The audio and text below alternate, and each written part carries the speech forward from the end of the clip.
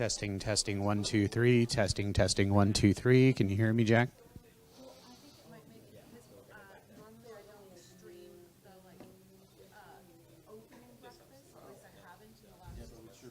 You got the sound on, Jack? You can hear me? Good. Checking the next. Yep. Stream anything.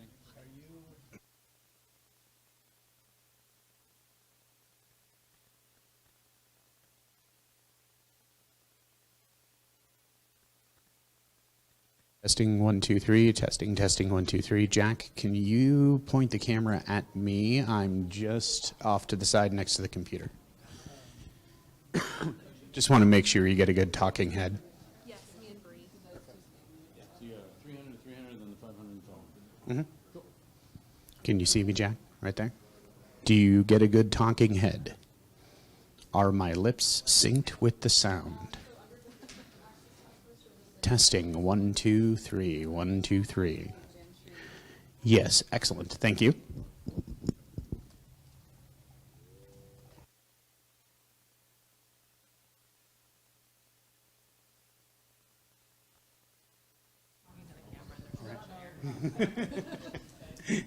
Exactly. Testing mic number 3. Testing, 1, 2, 3. Testing, 1, 2, 3. Good. Okay.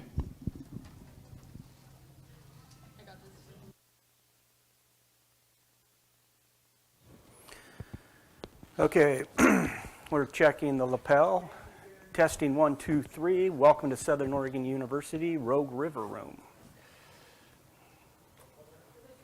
He's good. Okay.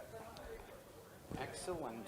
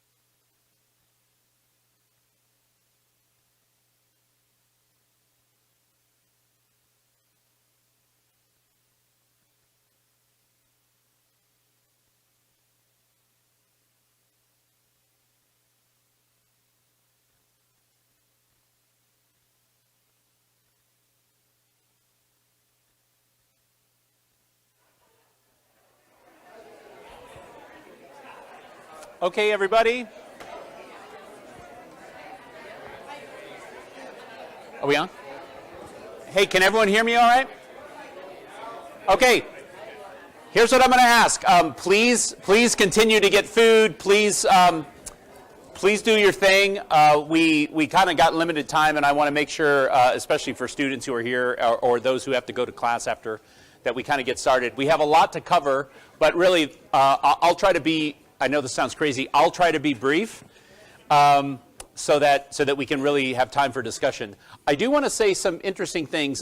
First, some gratitude. So I want to thank Kay Swader, all of the wonderful people here at the Stevenson Union, as always, for hosting us. I want to thank our catering staff for providing the food. I want to thank our custodial team, facilities, campus public safety. I want to thank Mike and Don and Brandon, Jack back in the studio for doing all of this. Thank you to everyone who is watching this on YouTube right now, including my mom and dad. Thank you for tuning in. There's something, if you haven't noticed, there's something different about the room today. So this is the first ever live demonstration of this very new system of cameras. If you look around the room, there are 4 cameras that are set up. In every other one of these before this, there was Mike at this big back board kind of doing all of the controlling from this crazy board that they had to bring in. Well, now, with this technology, all of this is being driven by Jack at the DMC studio remotely. So if you want to know which camera is operating, look for the one that has a red light on it.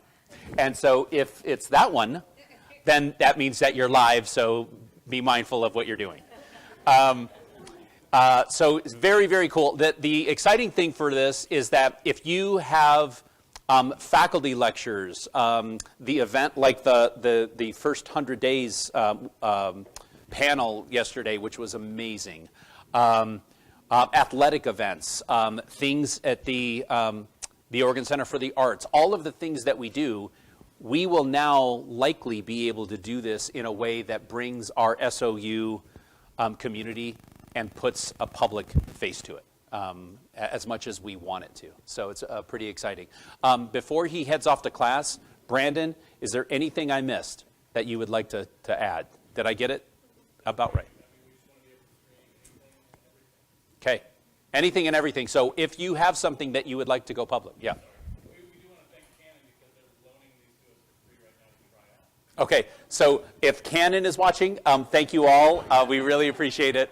No, they have been great partners to the DMC and more for a long time, so we're really grateful for that. Okay, so let's get right into it. Oh, if you have questions and you're watching on YouTube and you have questions that you would like to ask, the email is campusconversation@sou.edu. Campus Conversation singular at sou.edu, and Mary Katie is monitoring that and will be able to answer your questions. Okay, so busy agenda. We're going to wave top some of this, but I wanted to make sure that we covered all the topics that you've asked us to cover. First, we're going to talk about the last campus conversation. The real follow-up is the strategic plan, so I'll give you an overview of that. We're going to invite Tiana, our ASSOU president, to give a few remarks. We'll go through, as we always do, a budget update. Obviously, there's a lot of rumors about this, so we want to talk about it. I want to take a moment to talk about summer schedule decision and some kind of lessons learned from that. Campus safety, we want to talk about. It's a big topic for a lot. Hart Wilson, is Hart here? Thank you, Hart. Hart is going to give us an update on the core information systems replacement project. And then we're going to talk about the Sustainable Solutions project, and Dr. Shillem and I will cover that as well. Okay, so let's talk about the strategic planning process. Again, wave top. As a reminder, the form of this plan is SOU Thrive. That's the real vision of this. What does it look like as an institution when students are thriving? What does it look like when the team, faculty and staff, are thriving? What does it look like when the institution as a whole are thriving? Even with the challenges that we have to be able to give ourselves the room to dream. We have to be able to do that. We still have to look for the institution that we all want so that we're not just in response mode all the time. And that's really what this is. It's going to be a very, very simple document. This was that big timeline, and we are now at that decide place. So you are going to see have an opportunity to participate in a survey. All of you, by the way, show of hands, and you won't embarrass yourselves, but let's turn this camera on. Kidding. How many of you either participated in the strategic plan survey or participated in the focus groups or came to the big open house that we had? Yeah, so almost everyone in here. So all of that work got synthesized into a series of possible objectives for each of those areas: students, team, institution. We're going to now have an opportunity based on that to go in and for you to tell us which of these objectives really should be prioritized. That's going to end up populating this. We're not going to have a 50-page strategic plan. It's going to be a one-page strategic plan. And all it's going to do is say, hey, of all of these objectives, when we talk about students thriving, here are the 3 things that this university should really focus on to make sure that students are thriving. Doesn't mean that the other objectives aren't important, but it means these are the ones that we really should be focusing on the next couple of years. And that's going to populate that top row there, those 9 objectives. Then what we will do as an institution every year, we will say, what are the initiatives, what are the tasks that we're going to do? And this is, by the way, what the board will hold me accountable to. What are the things that we're going to do to move the needle on each of those objectives? That's it. And then on the bottom, by the way, these are placeholders. We're also going to ask you, what are the guiding principles? What are the things that should guide us in this work? And we have a list of about 15 or 16 they were also kind of gleaned from this. And you're going to help decide which of those are the ones that should be kind of our core values moving forward. Okay. Any questions? Any questions on any of that? Okay, the survey will probably go out by early next week is our goal. So please be on the lookout for that. Yes. Oh, Bree has a mic just for our folks at home. So.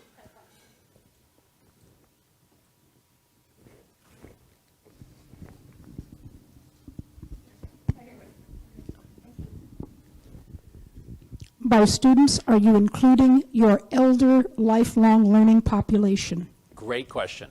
So yes, when we talk about students thriving, we mean OLLI students, we mean the future residents of the Older Adult Community Project, we mean Advanced Southern Credit students.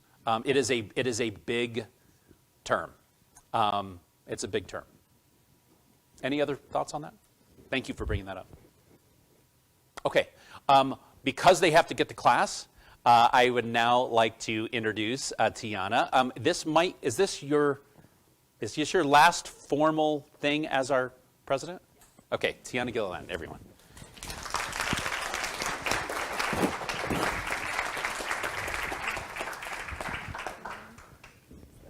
Yeah. Hi, everyone. As a recap, my name is Tiana. I'm the current student body president, and this is my last week in this role.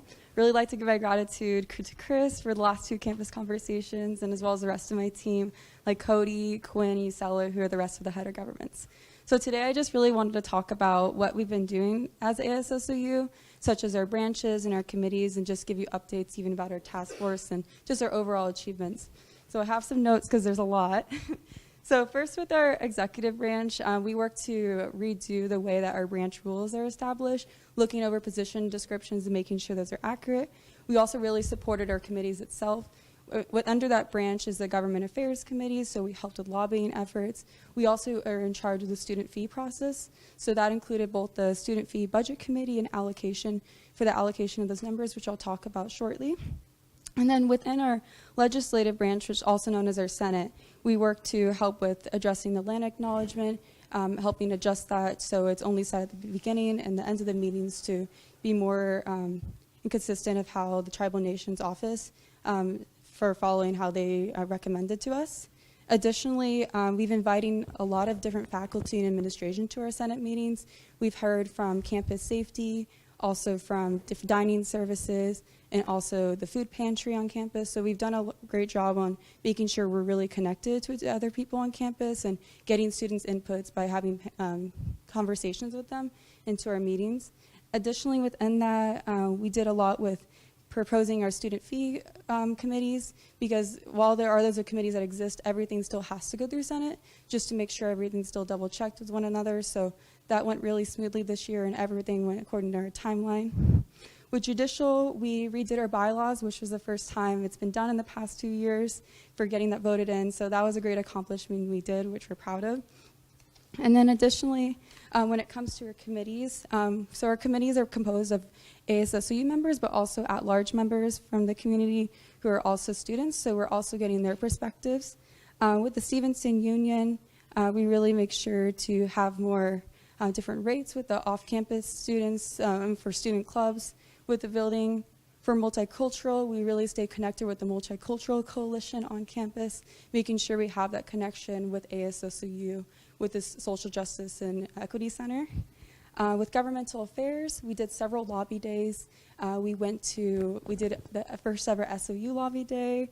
We also lobbied with all the different universities. We actually this year we had all public universities there, including SOU attendance. So we're really proud of that, having that connection with the other universities in our state. And then with environmental affairs, we really helped with updating the Green Fund. So with the Green Fund, every student pays about $14 every term. And with that, that money goes towards sustainability projects. So we redid the application to make sure it's more clear and concise. So when students want to have that proposal met, they're more encouraged to with a more easy format. We had two different proposals submitted already and approved for that. There's going to be reduced to the solar panels on top of the Hannon Library to make sure they're brand new for that. We've also done new electrical vehicle stations at the Student Family and Housing Center. And then we're working on adding picnic benches potentially towards the Raider Village. So just so people are more engaged there in that area. So those are that one specifically hopefully is going to be led through out next year, since the application is still being worked on. And all that money rolls over to the next year. So they still have time for people, if you know a student that you want to collaborate with a project, a student would have to be on that. And then with the Recreation Center, we added a bulletin board to Lithium Motor Pavilion just so there's more ways people can advertise events. Additionally, we just, in Senate, we went over a Member of Understanding, or MOU, and make sure that was established with academics, getting more compensation. So when academic programs use that, the general fund goes straight to the Student Rec Center to help with the money for that, since that building is paid by student fees.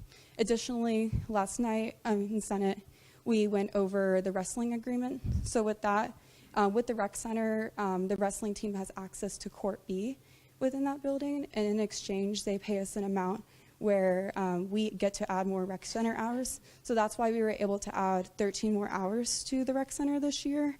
And this contract was reinstated for next year too.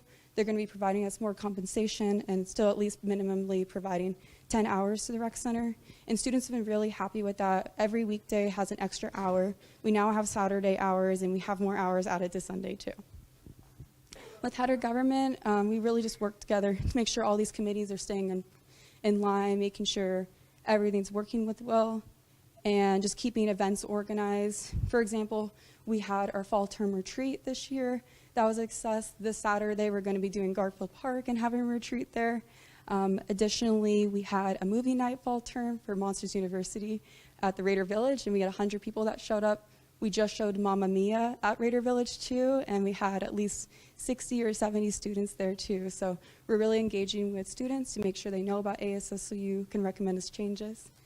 And then with the budget committee, they were just working as a whole to help reinstate the budget for next year. So right now we're working on approving the budget for next year, so there's one established in place. ASSU as a whole gets $80,000, and a majority of that goes to stipends, but we also pay towards those events that I've mentioned, and then also maybe conferences or different lobbying efforts. And merchandise too, so we get sweatshirts. And then with our election committee, we revised the election rules, and we got at least 10% of the student body to participate in the election, which is great because around 3 to 5% of the student body is needed.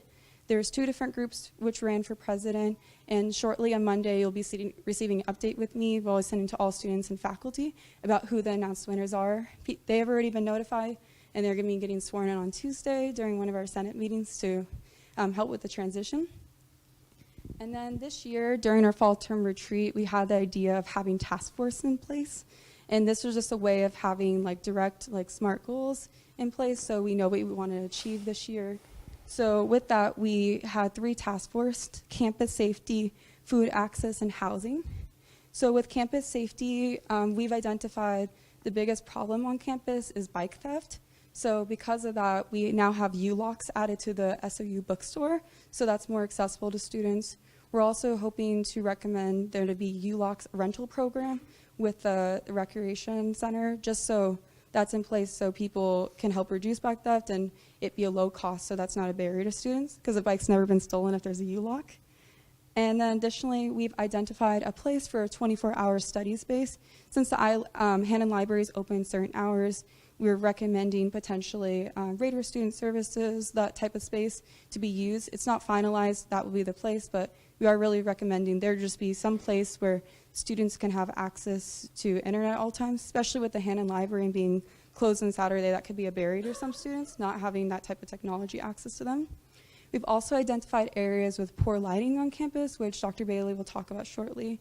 Our students went around campus and identify lights that are broken, and also potential areas where they can be fixed on campus.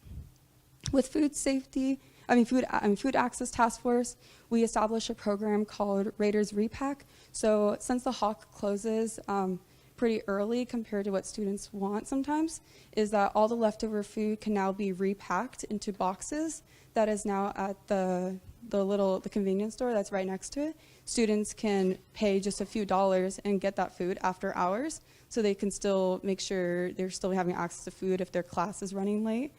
And then additionally, we established a contract with the SOU farm to help with any extra produce at the farm is now going straight to the food pantry. And that's really going to help because it's mostly a lot of canned goods, but people also want fresh food on campus. So with having that contract laid out, we're hoping that more fresh produce is given to the food pantry on campus.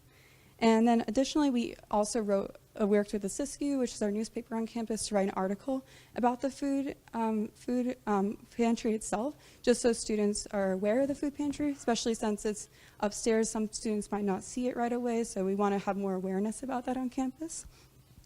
With our housing task force, we're working right now to looking at evaluating housing to see if we can add communal kitchens to McLaughlin and Shasta.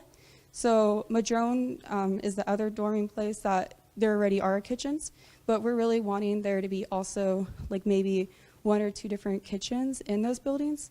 They have a lot of different garbage rooms, but we could maybe redo one of those rooms or spaces to be used for a communal kitchen, just so students have more access on different food options rather than just solely the Hawk. So we're hoping that gets in place. So right now they're working with facilities to see what the cost estimates of it can be, and also if that can work logistically. We also helped with recommending them update out trash cans more on a regular basis there too, just because sometimes that was an overflow with Raider Village, just because so many students live there.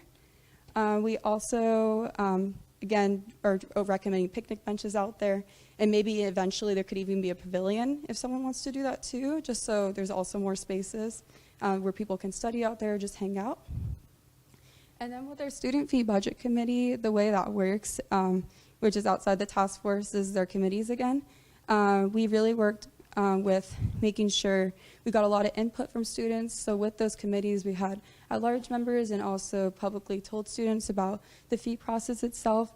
We will be increasing our student incidental fee, which pays for activities like the Stevenson Union and the clubs itself. And we're increasing that by 6.05%. And we're doing that because because of inflation, and also just because there has been a slight drop in enrollment. We have to be able to compensate with that. So that is the number that will make us be able to still maintain our operations the same.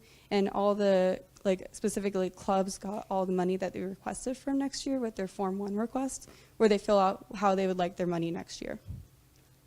And with that price, that's what allowed for that to happen into our allocation committee. We successfully allocated $3.5 million with this, with different funds. There's small funds such as our identity-based clubs, like Latino Student Union, Samoan Club, that was up to $78,000. Our medium funds, which were sometimes for housing or different student engagement activities in this building, was $459,000. And then our larger funds was $2.9 million. And it helps a lot with like jobs in this building. And then other accomplishments that were just kind of random that we did was advocacy. So as I talked about the SOU Lobby Day, we also did the Public University Lobby Day, and additionally we did the Technical Regional University Lobby Day, which is the TRUES. And I helped with advocating there with also different administration and board of trustees, and that went super well. We established connections with other schools like Western University, Oregon Tech, and the other one, I forgot. And then we also had some people for basic needs lobby days where they're advocating for affordable textbooks and just benefits navigators, which help with students getting resources on campus. And additionally, other ones are we worked with the library to now add some extra hours during finals week. So during the weekend, there's going to be extra hours for both quiet and finals week, and that's going to be really helping students that need that extra study time and having that space available. Internally, we really worked on organizing our Google Drive, where we have all our documents, just to help with the organization of ASSU itself. And then we worked really hard to make sure people know about our events. We did a State of the University address in this room, and that was a way to tell people in the middle of the year about what everything's been accomplished, and that's something we want to continue to future years too. And then we also got a new office space, which is upstairs. It's across from the Dean of Students, and that's nice just so we're in a more visible area so students know where we are when we have our office hours. And then additionally, we we filled every position. Filled every position in student government. So that was super well. So we have 18 people in ASSU across our 3 branches, as well as many at-large members, and we had every branch and committee filled, which was a huge accomplishment. And then additionally, we will have our new president starting on Tuesday, and you'll hear about those names on Monday. So yeah, that's it. Thank you so much for everything.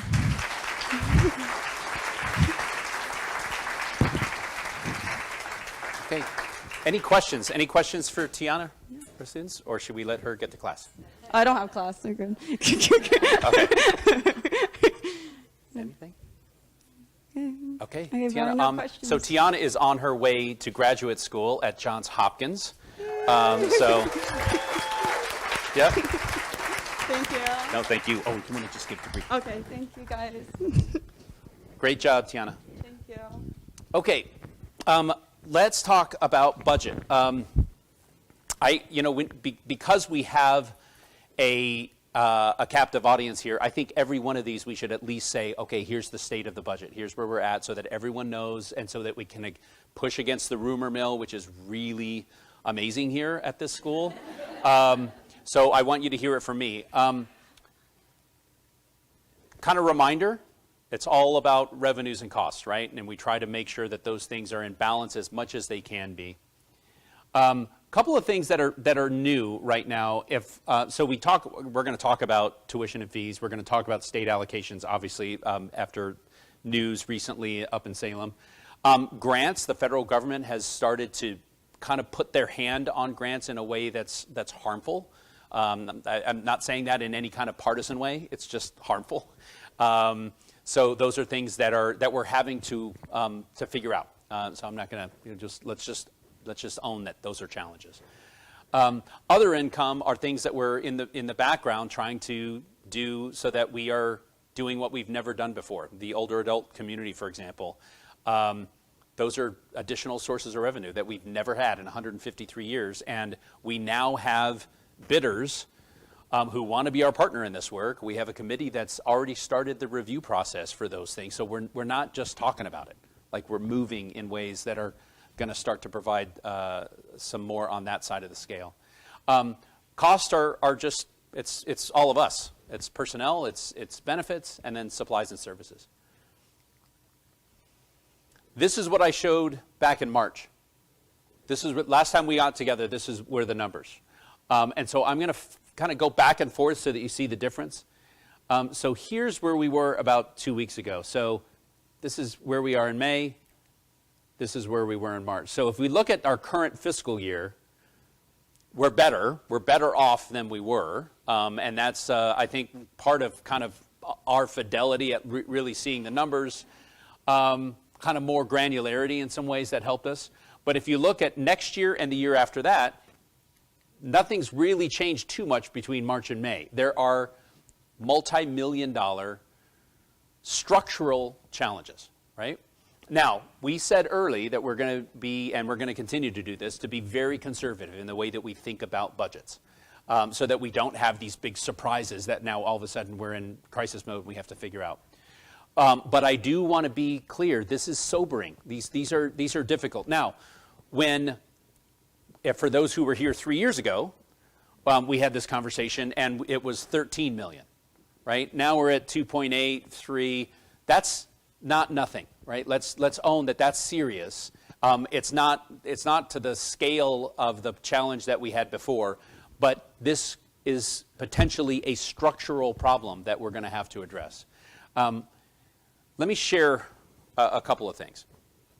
Sorry for the eye chart. Sorry for those who are at home for the eye chart. About 70% of our revenues as an institution come from students. The state gives us so in this current fiscal year, the state gave us $28 million. And we are grateful for every dime of that. Let me be very clear. We're grateful for that. But the cost of PEB and PERS alone for us, basically medical and retirement benefits, that bill this current fiscal year is $16 million. $28 million from the state, more than half of that, well more than half of that, is being used just to pay PEB and PERS. And by the way, that's before we've given a dime out of salary. That's before we've given any student services. That's before we've paid to turn the lights on. You see the challenge, right? So who pays for all the rest of that stuff? Students do. And that's a structural problem that our state has to fix. Has to. You heard Tiana talk about Lobby Day. I have become a villain because I'm the one saying, hey, this is how the math works, state of Oregon. We've got to change that dynamic. Every push that we make matters. And so I am very, very grateful for everyone who has had that voice in that process. So because 70-ish% of our revenues come from students, it means that, of course, every student matters, right? Not just students we bring in the door, but students that we hold on to and get to the graduation stage. That's hugely, hugely important. Here is, and by the way, Bree just sent out, I think, a more recent copy of this. So this is about 2 weeks old, probably, so apologies. For those who have not seen this before, we basically look at a funnel, right? Here are all the students who are applying, and then here are the ones that we admit, and then here are the ones that are confirmed, and then here's who enrolls. That's that funnel, that conical. I want you, if you are someone who works with Zach Olson, if you have anything to do, your primary job with admissions and recruiting, will you raise your hand? Don't be shy. Cameras in? Are they all at work? Okay. So if you do know those folks, please share our gratitude. I don't want to get too far into the weeds here, but if you look on the right side of that chart and you see the numbers, we have fewer applications, we have fewer admits. That's because of the uncertainty with the U.S. Department of Education. That's my theory. Because they don't know, there are students out there who don't know if Pell Grants are going to be available. They're like, well, I don't know. By the way, they're still available, so please spread the word. But what Zach and his team have done is changed slightly the way we plug prospective students and future students into financial aid and other student services. There is far more, there's been a far more intention set to creating those student connections. And what it means is that the yield has gone up. Now, I don't want to pop corks on champagne, but if you look at the number of confirmed, even though we have fewer applications, far fewer, and far fewer admits, we actually have more students confirmed. than we did this time last year.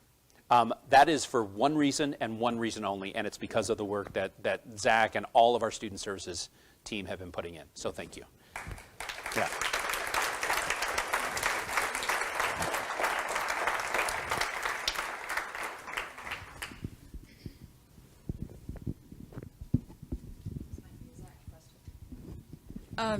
Do we think the 80% reduction in work-study funding is going to have an impact on potential enrollment?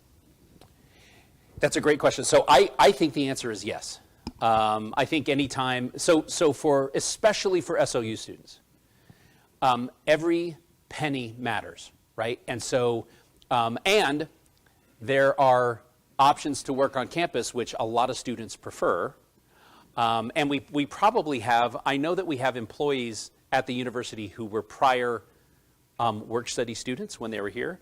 And to a person, so far, to a person, everyone I've spoken to said it was always the first choice is to work on the campus, because then a lot of times there was a lot more flexibility in what they needed to do to balance their, and so with fewer of those opportunities, then students are saying, how am I going to pay for college?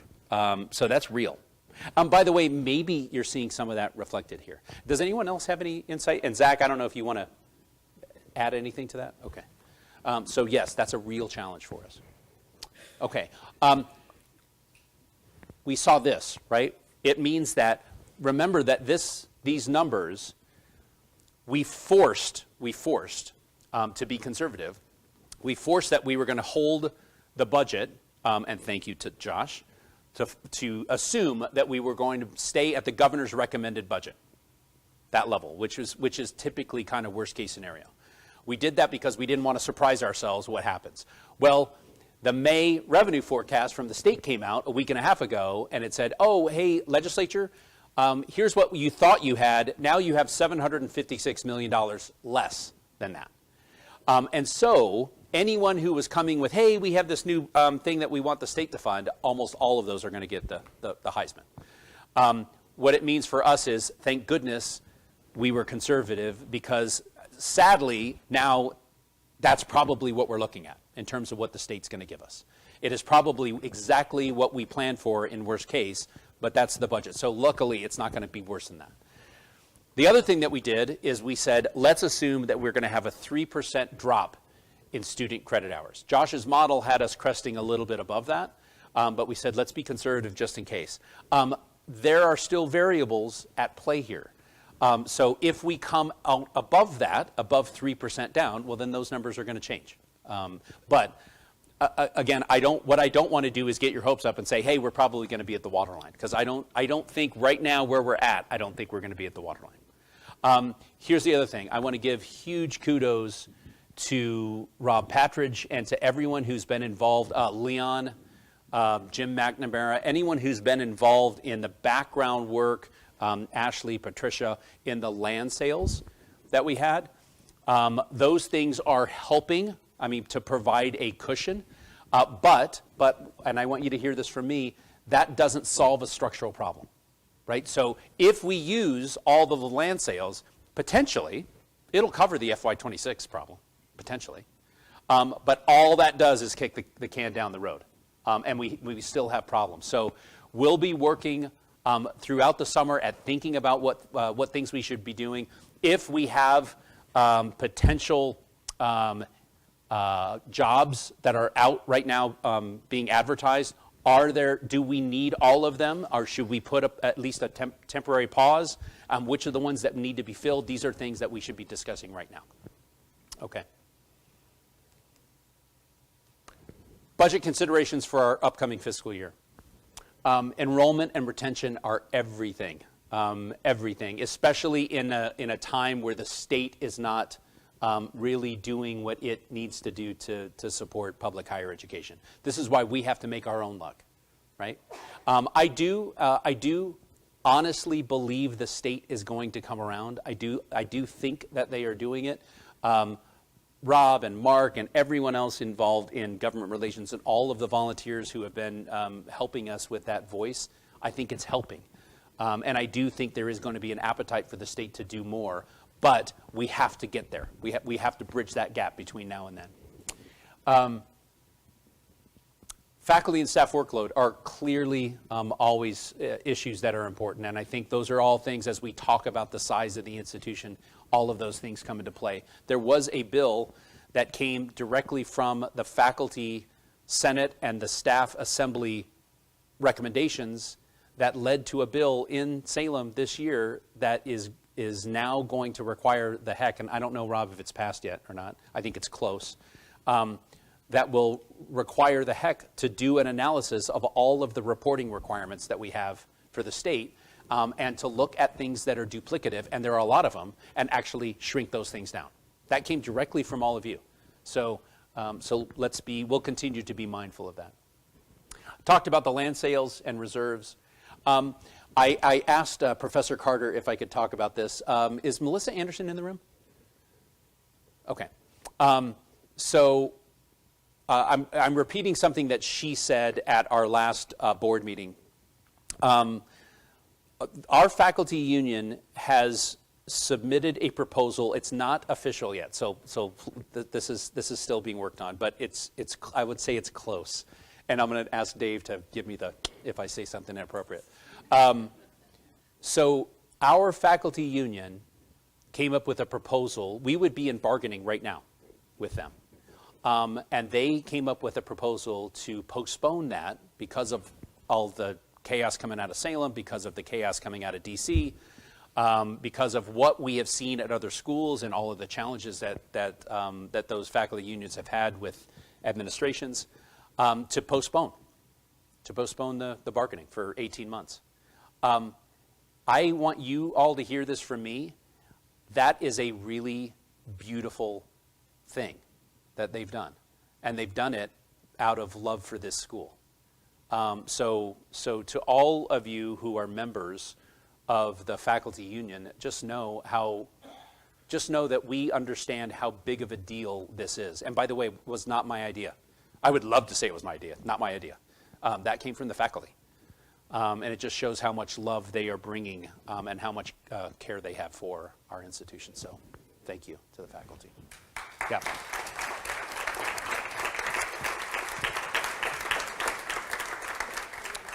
And I'm always going to keep this as a priority, and that is our unclassified staff, who, obviously we have really good relationships with SEIU and APSOU, and there is this third group of employees that we need to take care of, and who, unfortunately, because they don't have that same advocacy, oftentimes they get left behind. And so it is always going to be, and by the way, to our union colleagues' credit, they actually understand that too.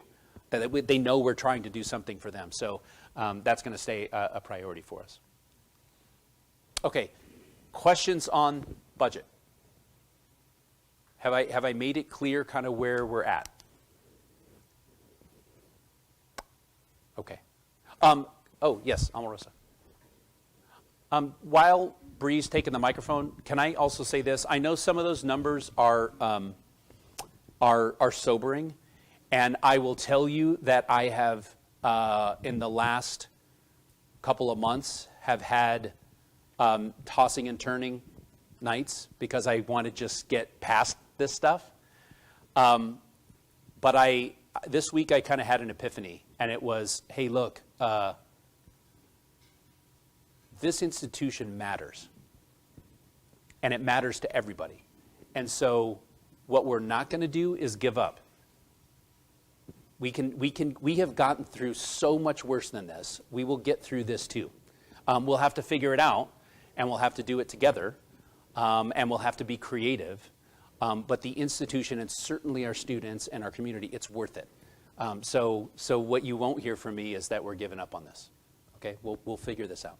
Okay. All right. So I recognize that we have limitations in the budget. But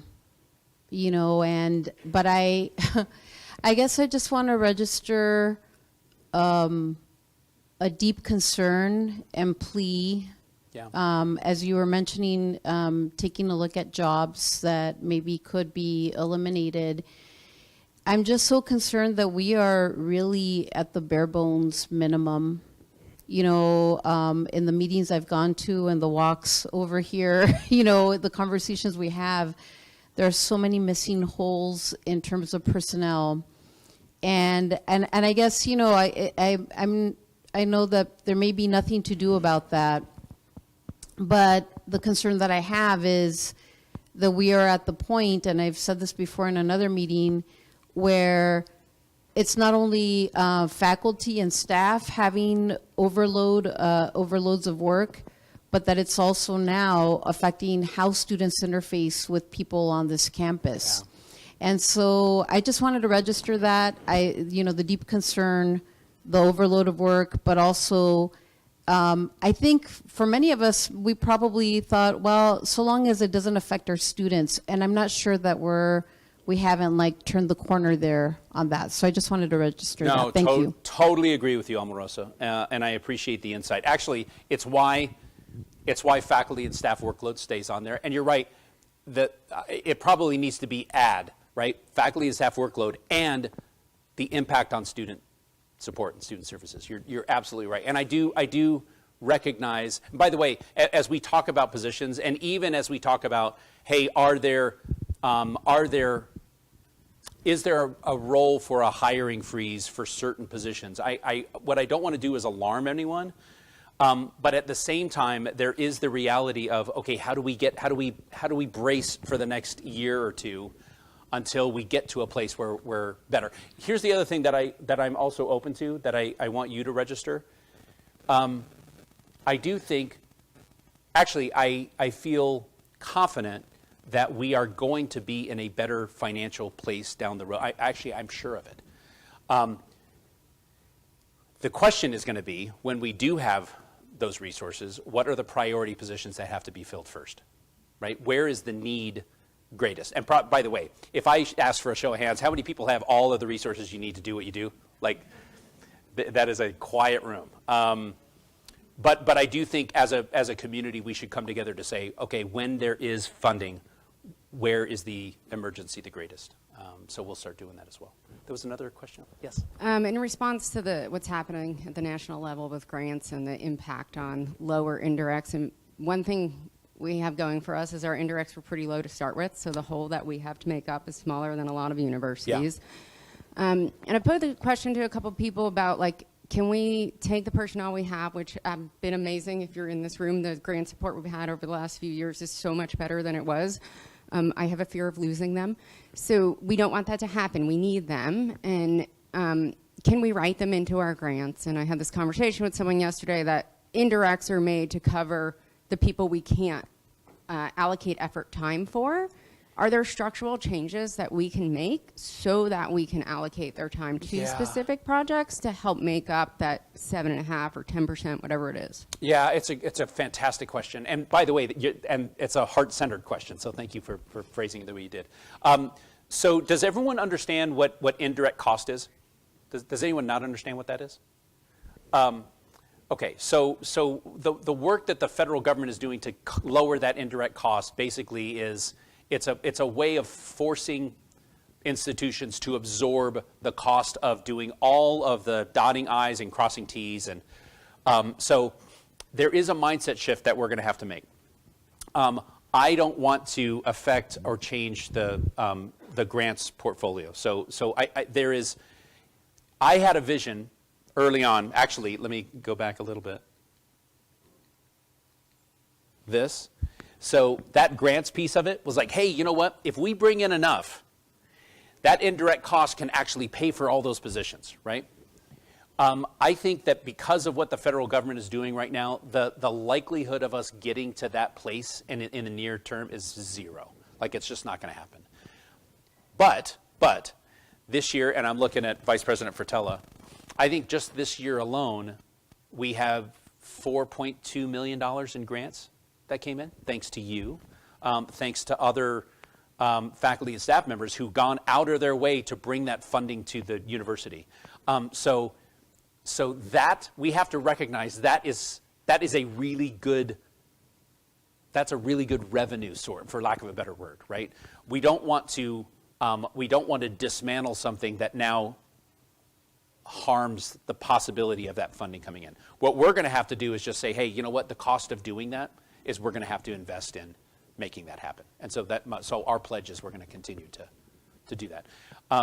The other piece about how can we write that in somehow to support it, in some ways it's already happening. So the indirect funding is helping to pay for the accountants, the positions, the specific grant positions. So we'll give that some more thought too. But in addition to indirects, like write in somebody's name. Oh, as part of the actual grant. Project manager, salary. Like you can do that. Oh, I've never thought of that. That's fantastic. The structure in our university to say this person is spending this much time here, and that's why I'm talking about the structural change. Wow, that's super cool. Yeah, I would say if there's a pathway to do that, that would be a huge gift. Thank you. If anyone's watching from the U.S. Department of Education, just roll the tape back for 15 seconds. Yeah. Maggie, that's a great comment and suggestion. My only feedback would be if the grant allows for that, right? If they do, why not? Yeah. And Taylor and Heidi and Suzanne and Talia will look into that a little bit more. Yeah, it's a great comment. Yeah, Sage.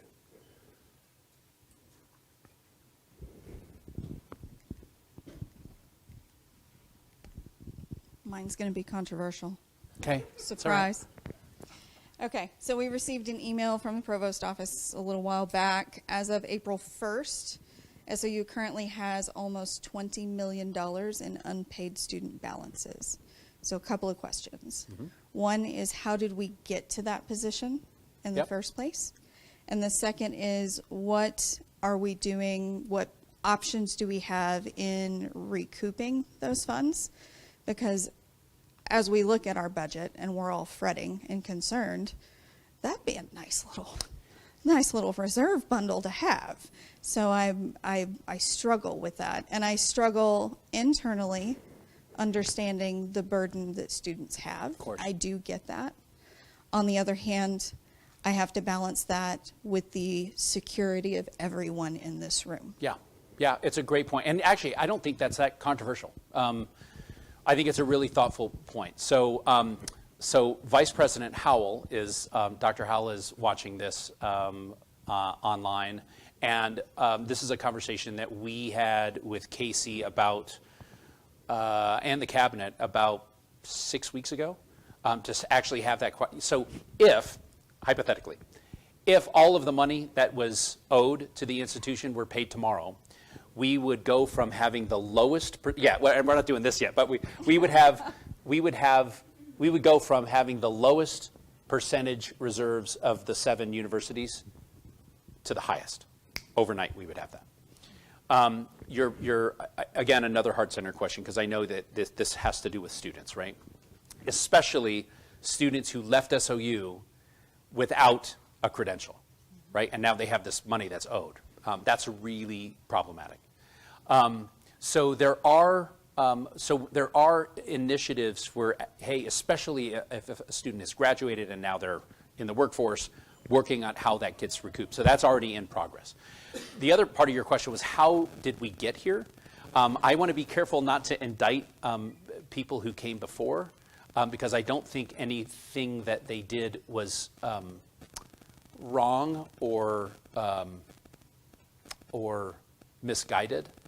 But when we, as an institution, when COVID started, it's a good example, the SOU was very careful to say, hey, look, we need to keep students on the path. And so right now in this uncertainty, here's a significant balance. Let's allow them to keep that significant balance and register for classes again so they can get to the graduation stage and get a job. And well, when every other school, as COVID started to wind down, said, and even before that, said, nope, okay, you know what, we're going to kind of go back to normal. SOU didn't do that. SOU kept significant balance holds. And so our board of trustees were allowed, we kind of came to them and said, hey, you know what, we really need to kind of start to get this under control. Actually, to those in the staff assembly, I know this was a topic at Faculty Senate, so I think we're moving into a place where that is going to get under control, that animal, because in some ways we've done this to ourselves. And the balancing act is, how do we do that, understanding that students who are in that position right now are incredibly vulnerable. So how do we do this in a heart-centered way? Anything you want to add? I'll agree to disagree on the indictment part. I think that was a failure in leadership, strategic planning, and forward thinking. It's put us Okay. in this position. But No, thank you, Sage. Thank you for saying it. So what I will also add to that, though, this last week in the Board of Trustees FAC meeting, if you go on to the website, you can look at governance.sou.edu. The FAC meeting from last week, I submitted a report on this exact topic. And so my thanks to Stephanie Hannigan for the incredible work that she did in really doing this deep dive in finding out what were all the steps that led here, what are we doing now, and how are we going to mitigate this. I urge you to all go to that and look at it, because there is an entire page of bullet list items that our teams are doing to support students. So this isn't, did that go off? Oh, you can still hear me? This isn't about, oh, sorry, students, you have a balance, you can't register. It's about proactively coming ahead of the problem from the day they get here, getting them financial aid workshops, getting financial competency underway, having them understand from the beginning how to finance their education. So a lot is being done. There's a whole list of things that are happening, and that balance is down now to about $16.5 million. So it's chipping away, it's taking work, but people are recognizing it and understanding this is about supporting students from the beginning and not allowing that to happen. That's great. Thanks, Casey. And thank you for the question and comment. I do want to take a moment here, and I want to give an apology to our staff, particularly the staff assembly.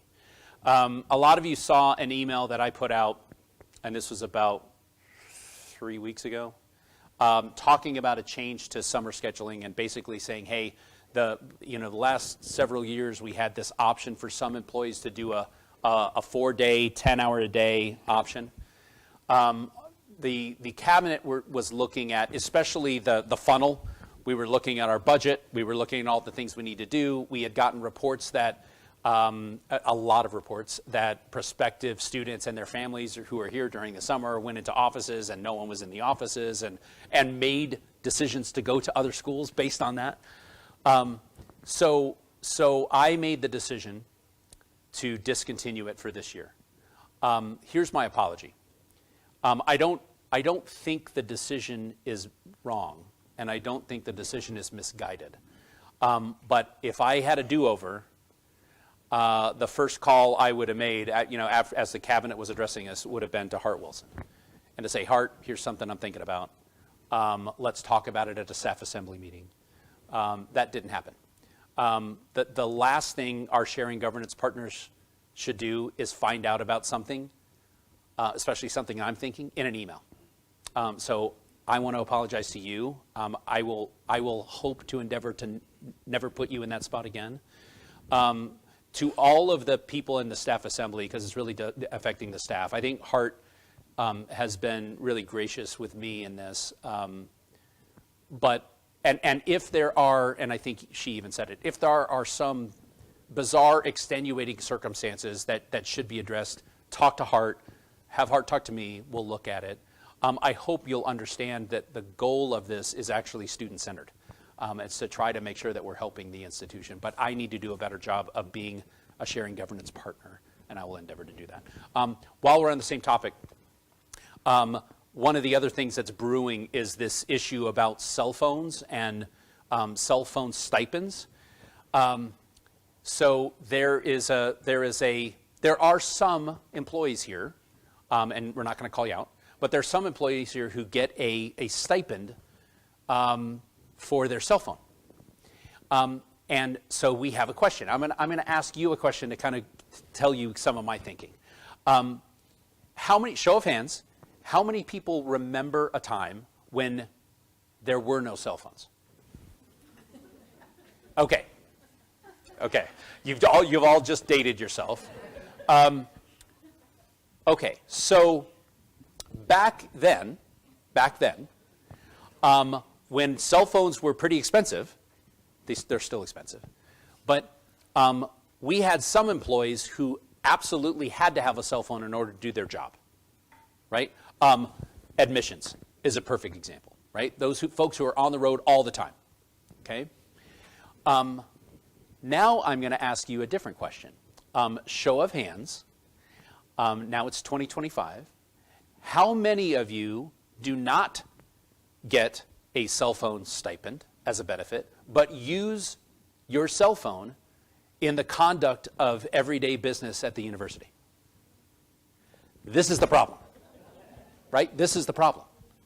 So either we need to give this to everyone who uses a cell phone for work, which, okay, yeah, there's probably a, heck yeah, Rick, let's do that. Then I'm going to say refer to 3 slides back.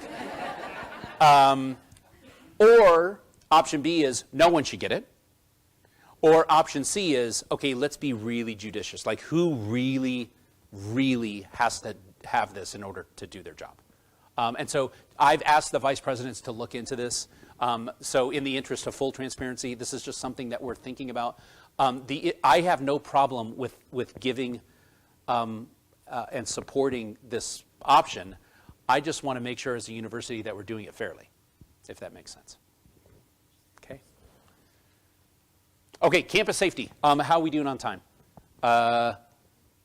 Before Chris has to jet off. Lighting on campus. You heard Tiana talk about this. The students have been really, really good about sharing with campus public safety, and I think I saw Robert Gibson in the room.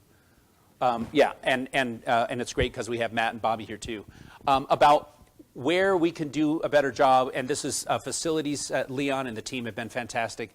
This came to us from Chris, our ASSOU vice president, and Cody, our ASSOU speaker. They kind of did, and this is a very fancy map, they did this and said, hey, Rick, here's some places where we think their lights are out, and here's some places where we think there could be more. So if you look at the campus, this is my little PowerPoint magic. The red is kind of where Chris and Cody said, hey, here are some lights that we've observed that are out. And so facilities took this and have actually systematically started going in and replacing and fixing these lights. I know it was through the students. Yes, yes, yes. The other thing they did is in blue, they said, here's places that just don't have any lights, but that the university should consider future lights in these locations. So it's great to have Chris here. I want to make sure that students understand that when we get like information, especially from them, like that's like getting it from the board of trustees, right? Because we work for them. And so these are all things that we're keeping. Let me also add, because campus safety is far more than just about lights. And I'm very appreciative to members of the Super Cabinet and others who have made this a priority. And by the way, Sage, and I think others who have made this a priority. This is something we have to be thinking about. I pulled this off of Dr. Vath's page on our website. So thank you, Carrie. And it just shows, this is an example. Take a picture of it if you want. This is very, very specific when it comes to students. But I do want to talk about the things that we need to do if you see something on campus that's not right. What do you do with it? By the way, I'm going to be looking at Robert and Matt and Bobby. And by the way, same with Dave Carter. Give me the, Rick, you're not saying it right. If there's something serious, you can always call 911. Like that's all, especially if it's something urgent, 911. If you look on the right, one of the things for those who work in ed psych, for those who work in the library, there are some cell phone black holes, right? There are places where cell phones just don't work that well. By the way, Churchill is not the best at this either. So I do want to thank, is Gordon Carrier in the room? So I want to thank Gordon. I want to thank the rest of the IT team. They've already started looking at re-putting in landlines in very specific places. Ed Psych and the library are 2 of them, so that students, faculty, and staff who work there even in dead zones, can reach a phone and make that call. So Gordon, thank you to you and your team for that. If it's not as critical, if it's not something on Fire 911, but it is still something that needs to be addressed, then there is always a way to call Campus Public Safety at 6911. Now, I know that there have been reports about lack of response and some other things. What I'm understanding, and Robert, I'm going to ask, actually, where's Bree? Could you give Robert if I miss anything, Robert, please share. There is a switchboard, but when officers are out on location, if that thing rings a certain amount of times, then it actually from there goes into the officer who's on duty. Is that a correct statement? Sorry, I was conferring with Bree on how to use the microphone. Can you repeat that for me? So if there is a call that goes to 6911 and the dispatch is not there, or does it automatically then revert to your officer on duty? No, it does not. Okay. No. So the 6911 number goes to the centralized dispatching agency for all of the county. So they handle all police and fire calls for Jackson County.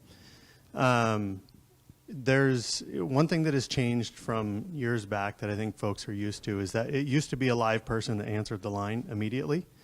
Now they have a phone tree. And that started through COVID when they had very low staffing and they didn't have enough people to answer the calls. So they developed a phone tree that had a lot of general information that diverted calls away from a live person having to answer the phone. So if you select option 6, when you call 6911 and that phone tree comes up, select option 6 and it will take you to a live person immediately. At the Jackson County? Yes, at the dispatch center. Okay. Is there a way, in terms of reaching, let's say that there is a faculty member or a staff member or student, and it's, because I know you guys do a great job of this.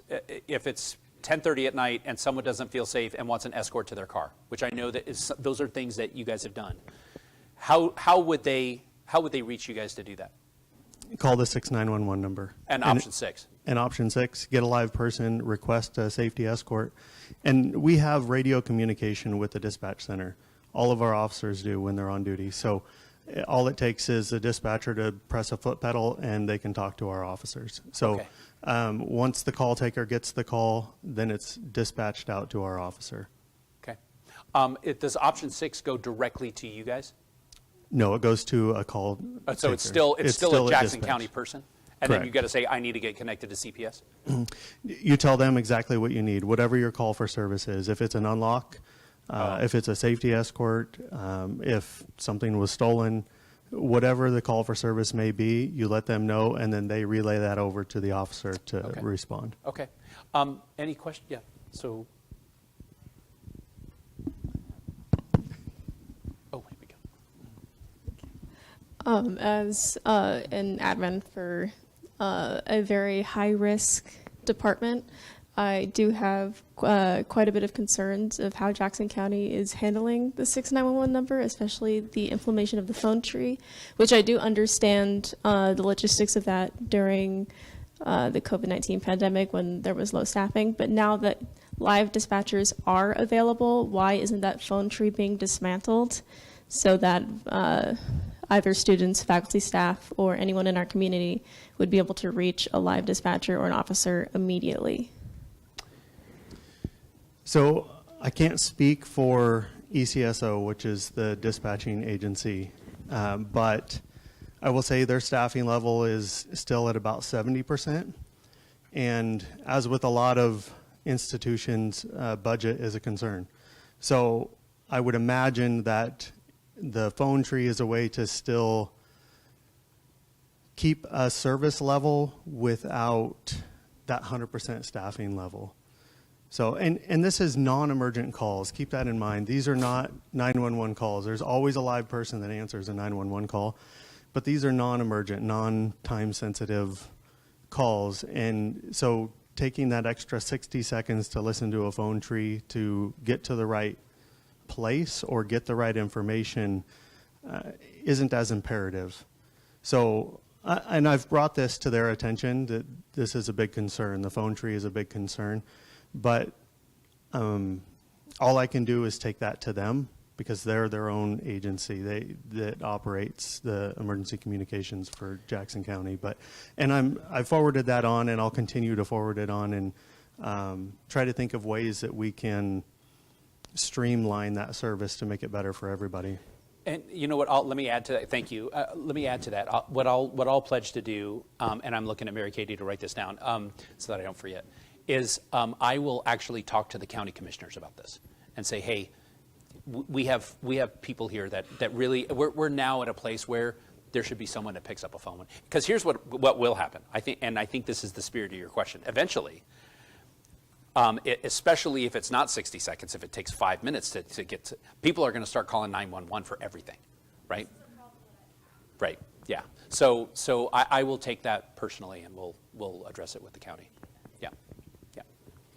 I have a related question, pushing back a little bit on the idea that these are less time-sensitive calls.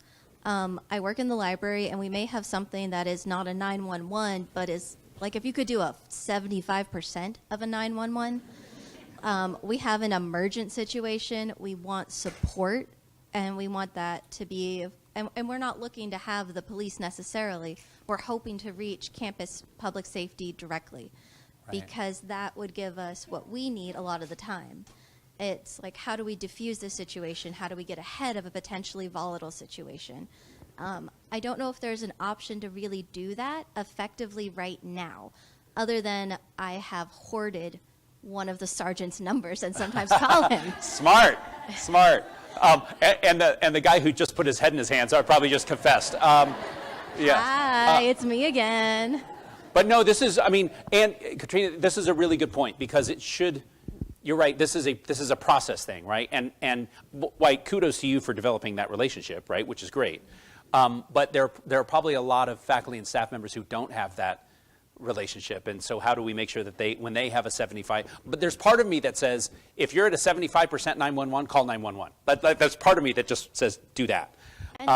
But your point is well taken, because it might, if you call 911, and now all of a sudden you got Ashland Police Department and fire and everyone here, where really what you need is, you want Matt Roberts to come in and solve a problem for you, then we'll work on it. And by the way, Carson's listening to this too. We'll work on how we might be able to find a pathway for you to reach directly to CPS. That would be great. And as someone who's new here and from a library system that got labeled a nuisance property because of our 911 calls when we hit 50 or 75%, we don't want to end there. Yeah, fair enough. Okay, thank you.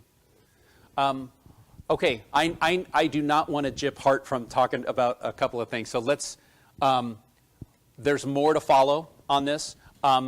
It is our primary role here to make sure that everyone has and operates in a safe and loving environment. So please keep the feedback coming, and I appreciate the comments. Okay, without further ado, a very timely scissor update from Hart Wilson. Or maybe it is. Yeah, it's on. Okay. Hey, everybody. How's it going? Wasn't that a lovely apology from the president? I thought that was really nice. She wrote it, so. No, but I just came today to watch him grovel. So, put my thank you. That does sound more like it's on. So here we go. Here's what's going on with Scissor. Basically, what we're planning now, we're still doing a ton of work in terms of testing and validating what we have in the systems and all that good stuff. But we're really getting serious about planning our training for once we get to the point where we need it. These are some of the ways that we're going to provide orientation to campus for how to use this new wonderful system. And this is kind of the schedule that we're looking at. So going into next winter, going into the end of fall, we're going to start with a select group of faculty and staff working on doing some testing of our resources, some of the documentation and stuff that we've developed, just to fine-tune it, to make sure that it is addressing the things that people need to know and is effective in helping them understand how to do things. we're actually going to hold in January. I can hardly wait. This all sounds like it's like way out there. It is so not out there, you guys. It is like right around the corner. In January, we're going to do a mock term, where basically we just run through everything that we would do in a regular term in Workday, and we're going to do that in a sandbox environment. So we're going to have this dress rehearsal for how we do everything, and we're going to be pulling some people in to help us with that. Then the actual formal training that we're going to do for faculty, staff, and students is the whole idea is to do it when people care. Like, when does it matter to you that you need to do these things? And for faculty, they're going to need to know how to help their students get registered for classes in the spring of 26. Because in the spring of 26, people will be registering for the fall of 26 in Workday. And it's going to be so much fun because they're also going to be registering for spring and summer classes in Banner. Oh, can you hardly wait? I can hardly wait for that. So that's what's going to work. And then with students, you know, a lot of our lucky students are going to be gone before we get there. So they don't care. So we're not going to talk to them about Workday because it doesn't matter to them. But for those students who are sticking around and finishing their degrees with any luck at all, then we're going to have them get started in that spring so that they can register for their fall courses. Our incoming students are going to have it easy because all they're ever going to know is Workday. So we can all be jealous of them. And I would remind us, too, everybody, we don't remember how painful it was to learn Banner, but it was painful to learn Banner. And we have all these brain cells committed to memorizing silly, silly Banner codes. And that's all going to go away. It's so great. So we have that to look forward to. We've done a little bit of work on the website, and this is just a little bit of a preview just to let you know what's there that's fun. We've added some links on the main homepage for the systems that are currently on the list to be integrated with Workday. So if you have a special program that you work with that you want to make sure we have it in mind that, oh yeah, we are bringing that along, that's the list to look at. And there's instructions for what to do if you don't see what you rely on all the time. We've also listed put a link into the issues log for the platform, which is the HR and finance things. If there are things that are still giving you heartburn about that program, you can look at this log and see if everybody else agrees with you that it's bad and see what's going on with that. There's a new Scissor Connect page, and on it we have some sneak peeks if you want to see what Workday looks like in these different applications. There's some links there where you can get a chance to actually see what this interface looks like, both for faculty, staff, and for admissions. And then I've also come up with a list of Workday wins, things that will actually be better. And as I've said before, financial aid wins Workday hugely, which means that our students win. So that's pretty much where we are. I would like at this time, anybody who's on the actual team doing this work to stand really quickly. Thank you, thank you, thank you. Love. Everybody else, Gordon, there you go. And if you're on a staff or faculty advisory group, would you also raise your hand or stand and give us a little wave?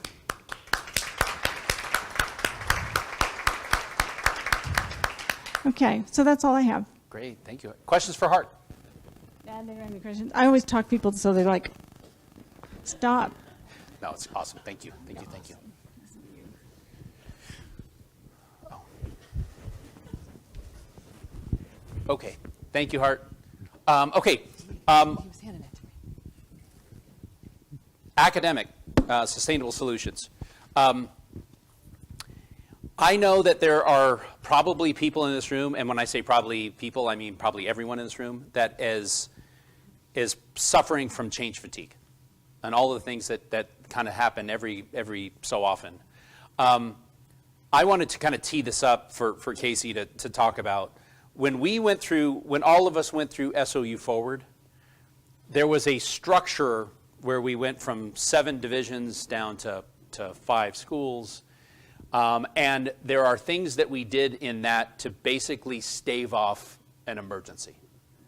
And I will tell you that although there were some missteps in a couple of things, I think all in all, not only did it do what it needed to do. It kept this institution above water and moving forward.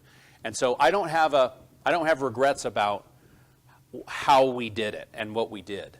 And everyone in this room had a hand in that, except for Katrina, sorry, almost everyone. So I do owe you that. And at the time, that did what it needed to do. But over time, we say, okay, well, is that really the right functional structure for the institution long term? And the answer very clearly was no. So I don't think we would have changed what we did in SOU Forward, but we're at a place now where we really have to say, is that really the structure now long term for us? A good example is trying to hire a dean for the School of Education, Leadership, Health, and Humanities. Like, who's applying for that job? We needed to put some common sense into what the long-term structure is. And so that's what I asked our executive vice president and provost to look at and her team. And so with that, I'll turn it over to Casey to talk next steps. Oh, there's no slides. Got it. No slides. I have no slides. I don't have slides. Nobody needs to see another org chart. Nobody does. No, we're tired of org charts. I appreciate this time to share, and I appreciate the opportunity to look at what has been working, what has not been working. I'm going to tell you that when I accepted this position, and I started a little over a year ago, I was so grateful that I didn't have to do a reorganization, because it had already just been done. So I was thrilled about being in a place and space where I would help us grow into the future and use what we had to get to that future together. I distinctly remember last summer in a Board of Trustees meeting looking at the budget, and the words were said, there's a structural challenge here. There's a structural problem. And I thought to myself, oh, well, if there's a structural problem, then let's figure it out and fix it. And I had no idea how complex that structural challenge was really going to be. The search for the dean of the School of Education, Leadership, Health, and Humanities really helped to pull back the curtain on the complexities. And what I learned from that is, number one, I already knew this, that you can't come into any new environment or new situation and know what to expect. But what I really didn't understand was that we have incredible people who want to do incredible work, but it is the structural problems that are holding us back from optimizing and visualizing and realizing all of that work.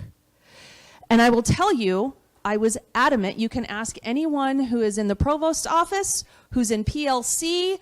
I was against having any kind of a restructure. I was like, I'm seeing heads nodding from everyone who's in PLC, because they came to me and said, okay, we don't have a dean for ELHH. We're going to have to do something different. And the first thought was, okay, let's take the departments from ELHH and let's farm those out to the other schools.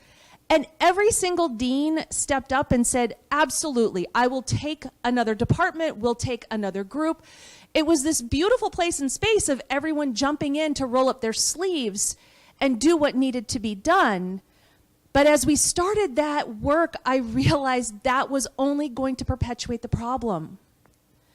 And so I ate my words, and my amazing colleagues in the provost's office, they remember me saying, no, we're not going to do that. No, we're not going to do that. And then I had to eat crow and say, maybe we need to do that. So I wanted to share my experience of how we all came to this place, because it wasn't from a place of me coming in thinking I needed to fix anything that was broken. I thought that had already been done, and I was ready to hit the ground running and do the amazing things that we had all talked about. So now here we are. We are going to have a different structure. It didn't blow everything up. It pulled on the things that were really sound and were really solid, but it is trying to look at how do we create a structure that gives us that space to optimize the work we want to do. So we will have a school of business. We will have a school of education.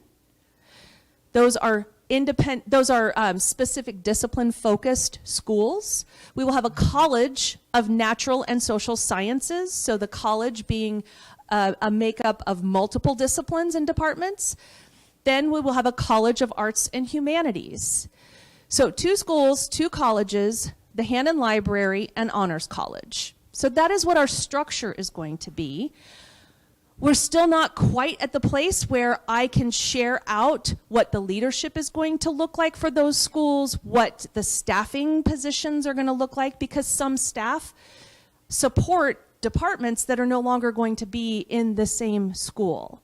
So we're working really intentionally to make sure that we're doing the right things the right way. I am working really closely with our colleagues in HR so that I'm following the processes, that we are trying to get to a place in space where we don't have to keep going through this. And maybe there are some things that might need to be tweaked because they aren't working out the way that we thought. I am always about trying something new. And I'm always about, okay, how can we try to make things better? But we've got to get to a place where we can weather the storms. And based on what we're hearing about where we are with our potential budget shortfall, when we're talking about how weary people are, I've heard the word weary multiple times, not just me saying it. I've heard it from multiple people. We're weary. And I thought about why. Why are we weary? It's because of change fatigue. It's because of the continued trauma. Whenever Hart was talking about the neurons and we remember back to what happened, well, our brains actually remember all of that. And when you think about going through a retrenchment as an institution, that memory is alive in this community. So when we're talking about instability, it does trigger those feelings and emotions. So I just wanted to acknowledge that part of it, that this is hard. I want to acknowledge that I put out at the beginning that I wanted us to go into this with good intentions, with expecting good intentions from others, with honoring that this was going to be messy. And I think that for the most part, we've done that. And I'm so grateful to be working with colleagues who have helped get through this really messy experience in a way where we can say that we've shown up with grace. The last thing I want to say is that we have to, it is imperative that we celebrate one another when and how we can. We are on a university campus. That means we have to celebrate what we do as academics in academic life. I am going to give the biggest shout out to last night's team. So Professors Hannah Archambault, did I say it right this time? Pretty much? Okay, I'm so close. Dustin Walsher, Brett Anderson, Bill Hughes, they did a masterful, I'm going to say this again, masterful job of presenting on a very complex, complicated topic, politics in today's world, the Trump administration's first 100 days. Okay, you can just imagine how fraught with tension that space could have been. They were brilliant. Hear, hear. Brilliant.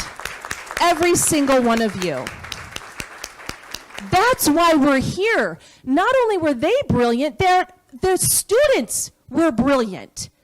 The students, they weren't just like, oh yeah, okay, haha, thanks, that was nice, let's go and go for a walk outside now. No, they threw some hard balls. They asked tough questions, but they did it in a way that was so respectful that engaged in a way that said, I have these thoughts. They don't match yours, but I want us to talk about it and to respect each other. That's why we're here. That is absolutely why we celebrate this work that we do. So I encourage you to find those places and spaces where you can embrace the why of why we're here. Help each other find those spaces. The other thing we have to do is take care of each other's hearts and our vitality in these times. So I brought my paper to remind me of the time and place to invite everyone to the Spring Wellness Event that is Thursday, May 29, from noon to 2 out on the lawn of Britt. We are going to play like ridiculous children. We are going to have bubbles. We are going to have craft tables. We are going to have playtime with therapy puppies. Yes. These are the things that we need to do to celebrate our own health and wellness so we can take care of each other, so we can be here for our students. So thank you for standing with me, holding me up through this process. Thank you for continuing to talk to me and share your ideas. That's how we're going to get to the place where we need to be together.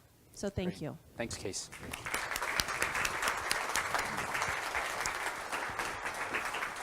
So in all of this time, the one question that we've gotten from the audience out there was my mom saying that I need to get more sun. If there's any others, I know. Please, we only have about 2 minutes left. Let me give you, here's a couple of things that I want to put on your calendar. End of year celebration, June 12th. That is all dedicated to a celebration of you. So please join us for that. We have the Faculty Appreciation Breakfast. I have now officially, by the Faculty Senate, not been allowed to call it brunch because it's happening at 7:30 in the morning, which is not a brunch time.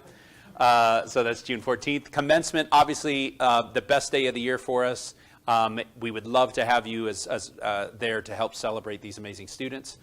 We have our annual staff appreciation event, July 10th. I don't know if we have, do we have a location yet, except for that? We do, okay. More to follow on that. And then Welcome Back Breakfast, September 16th. And right now, tentatively, our next campus conversation event in November. Do we have any final questions before we go? Yeah, go ahead. Yes. There is some robust online conversation about the 410s, and so I'd like to offer a few more questions if I may. There's some questions about, can you speak to leaving the decision of 410s to individual departments, and speaking on reevaluating for the future and how it impacts remote workers or people who work primarily online.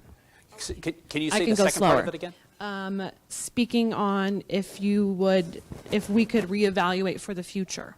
Okay, so let's do the first one. So, and this is not saying anything negative about leaving it to departments, but when we've implemented it in the recent past, that's exactly what we've done. We've left it to departments and had the problems that we've had. So I am open to, and I think as a university we should be open to, exploring this for the future. Actually, that's something I said to Hart. Like, we're open to having that conversation, but I want to be satisfied that we're not letting the opportunities that we've let slip away anymore.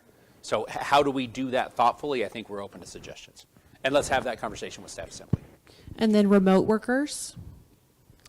Yeah, so in a way, this is related. I want to be mindful of any promises that we've made, because typically when we make a promise, I want to honor that.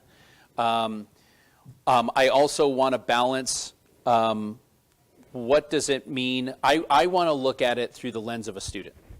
So for a student who wants a service, when that service is always remote, does that change it for the student, right? The students, by the way, I'm saying this as an almost 55-year-old man. So there are students who actually are pretty comfortable working in a remote environment.